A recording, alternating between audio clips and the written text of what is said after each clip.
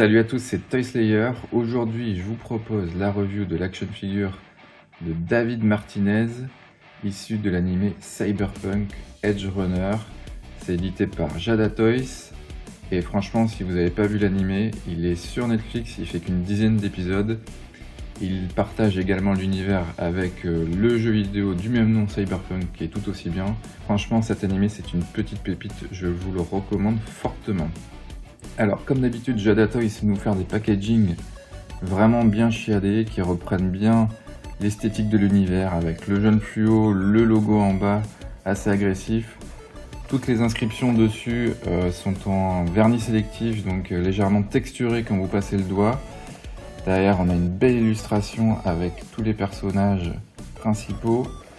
Une petite silhouette de David ici sur le côté.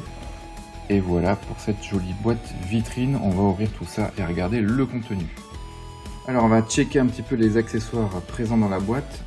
Vous avez une magnifique veste d'ambulancier tout en tissu que vous pouvez retirer. Je vous montrerai ça tout à l'heure.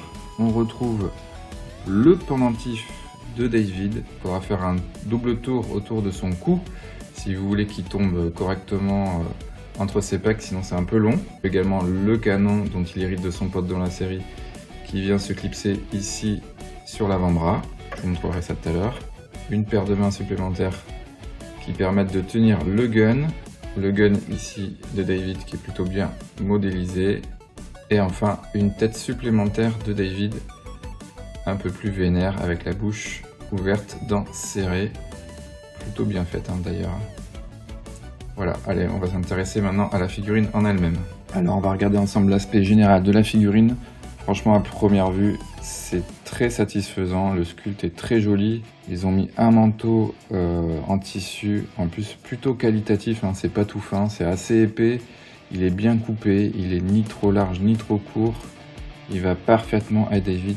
Franchement, ils ont vraiment assuré là-dessus. Et le pantalon est lui-même tout en tissu, pareil, parfaitement bien coupé, pas trop large. Vraiment là, c'est une énorme réussite de la part de Jada Toys de proposer comme ça du tissu aussi qualitatif pour une figurine qui ne coûte, je rappelle, que 45 €.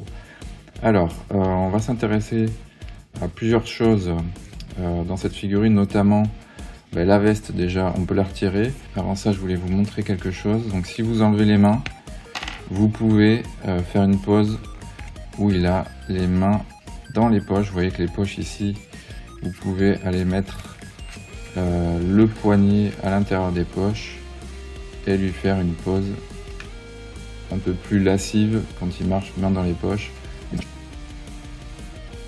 Voilà, en gros, quand on lui met les avant-bras dans les poches, on peut faire des petites poses sympas comme ça. Je vais lui enlever la veste pour vous montrer que même sans la veste, vous allez voir, le haut du body est très bien fait. Ils n'ont pas tout misé uniquement sur le tissu. Alors voilà ce que ça donne une fois qu'on lui a enlevé sa veste. Donc on retrouve son petit logo qu'il a derrière, sa veste d'ambulancier dans la série. Et on peut voir que c'est la version de son corps upgradé qu'il a vers le milieu, on va dire milieu fin de la série, lorsqu'il est bien badass. Et vous avez vu que une fois qu'on retire la veste, le sculpte dessus n'est pas du tout downgradé, parce que parfois il y a des figurines où on vous met une veste en tissu sur le body et dessous, quand vous enlevez la veste ou la cape, vous vous retrouvez avec un body tout simple. Donc là, ils ont bien fait le centre dévissant qu'on retrouve ici avec des petits rectangles vert fluo pour montrer qu'il est allumé. Sa carrure est vraiment superbe, très joli sculpte. On est quand même sur un bel upgrade par rapport aux figurines Street Fighter que sort aussi Jada Toys. Le visage aussi est plutôt bien fait. C'est pas imperfect pour moi, je trouve que le regard aurait pu être légèrement amélioré. J'ai une légère préférence pour le visage vénère comparé au neutre. Mais globalement, voilà, je pinaille. C'est vrai que le visage neutre est un chouïa moins bien au niveau du regard. Mais globalement, il fait le taf. Alors concernant le paint, d'habitude c'est un petit point faible de Jada Toys parfois, notamment sur les premières waves de Street Fighter. Écoutez, là la peinture est nickel, j'ai pas du tout de défaut. Bon, faut dire qu'il n'y en a pas beaucoup, c'est vrai qu'il y a beaucoup de tissu, les parties peintes sont assez discrètes, donc il n'y a pas de débordement, vous voyez sur les cheveux, que ce soit le regard et tout, c'est plutôt propre. Là aussi j'ai l'impression qu'ils ont fait un petit upgrade, hein. Là aussi un peu de peinture, mais il n'y a rien qui déborde, c'est très propre honnêtement.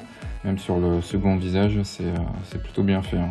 Pour ceux qui avaient un peu peur par rapport à la peinture qualité Jada, il n'y a pas de souci, j'ai l'impression qu'ils ont entendu les critiques. Alors pour clipser son canon sur l'avant-bras, vous avez une petite partie en plastique à retirer, comme ceci. Et vous venez clipser le peg dans le trou tout simplement. Et voilà, vous avez le canon de clipser. Voilà, bien badass, excellent. Pour ce qui est des articulations, je suis en train de tester la tête, ça bouge très bien. On a une articulation ball joint au niveau de la tête ici et en bas du cou. Donc ça, pas de souci, c'est trop bien. Une articulation papillon avec une très belle ampleur. Ça tourne bien aussi au niveau de l'épaule. Double articulation au niveau du coude. Vraiment satisfaisante aussi. Ça bouge plutôt bien, c'est pas trop dur. Ça pivote au niveau du poignet. Le crunch abdominal est plutôt... Ouais, c'est plutôt pas mal. Voyons voir si on force un peu. Ouais, j'ai vu mieux, mais c'est pas mal. Suffisamment pour faire des poses dynamiques.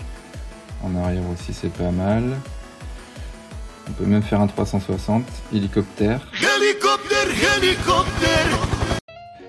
Alors, mon interrogation, c'était au niveau du pantalon, parce que comme il y a du tissu, et qu'on a en plus ici deux petits bouclons de ceinture, je me demande si on va pouvoir faire le fameux grand écart à la Jean-Claude Van Damme.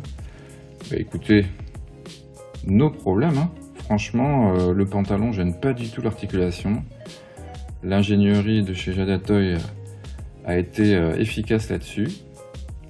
Donc on a une double aussi articulation au niveau du genou.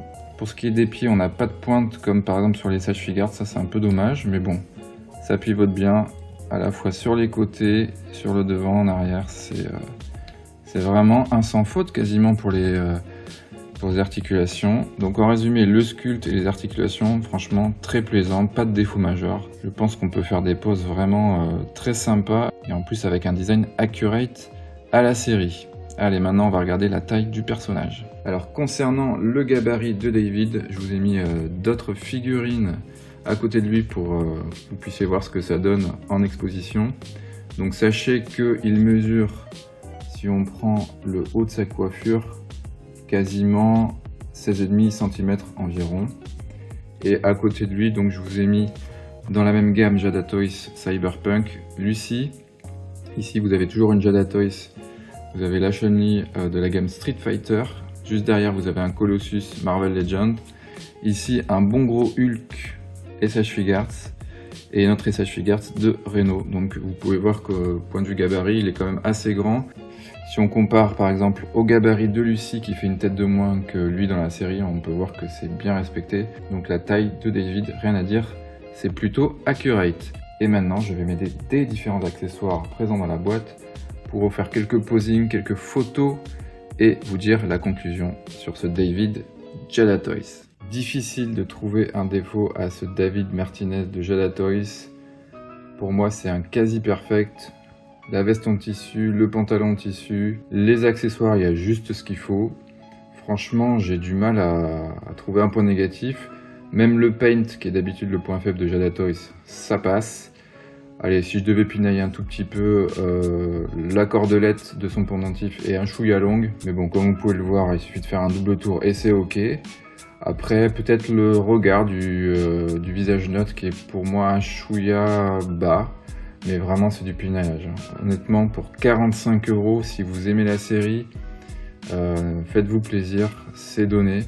Le seul point un peu embêtant, c'est que quand la figurine est sortie en février 2025, elle n'a pas été distribuée de manière massive comme ça a été le cas par exemple avec les Jada Toy Street Fighter 2 qui étaient très facilement trouvables sur Amazon. Il faut un peu plus chercher du côté des sites web spécialisés pour se les procurer. Voilà, c'est terminé pour cette review. J'espère qu'elle vous aura permis de vous faire votre propre avis.